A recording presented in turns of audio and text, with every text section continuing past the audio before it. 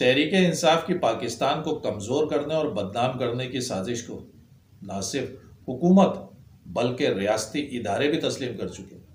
مگر اس ملک دشمن جماعت کے خلاف وہ اقدامات کیوں نہیں اٹھائے جا رہے جو کسی بھی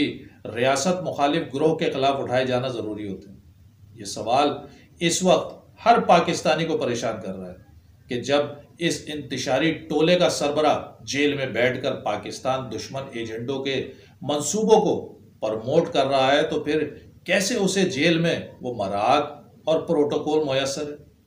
جیل میں بیٹھ کر کیسے وہ صحافیوں کو بھی انٹرویو دے رہا ہے اور اپنے لوگوں کو بھی پاکستان کو غیر مستحکم کرنے کی ہدایات دے رہا ہے؟ کیسے کے پی کے کا وزیر اعلیٰ مسلح جتھوں کے ساتھ اسلام آباد پر چڑھائی کرنے کے لیے پولیس پر حملے کروا رہا ہے، ایک گولی کی جگہ 10 گولیاں چلانے کی دھمکیاں دے رہا ہے؟ ریاست کو دی جانے والی کھلم کھلا دھمکیوں کے باوجود کہاں ہیں عدالتیں،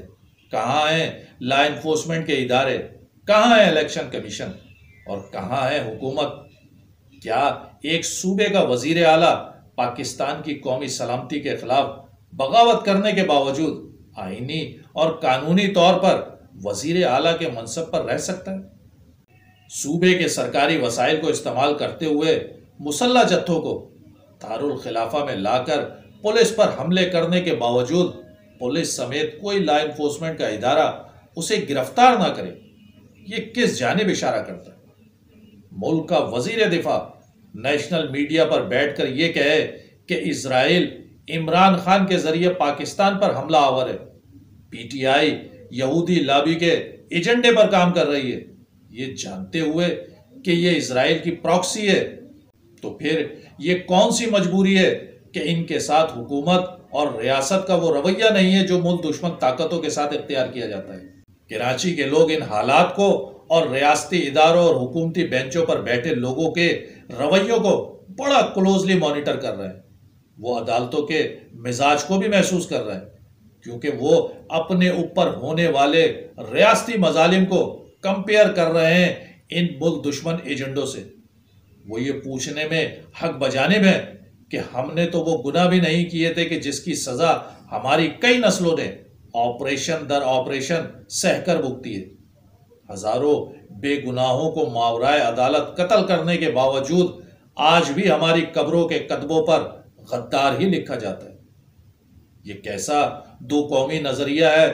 کہ ایک طرف اظہار رائے کی آزادی کے نام پر پوری مہاجر قوم کی زبان بندی کر دی جاتی ہے، تو دوسری طرف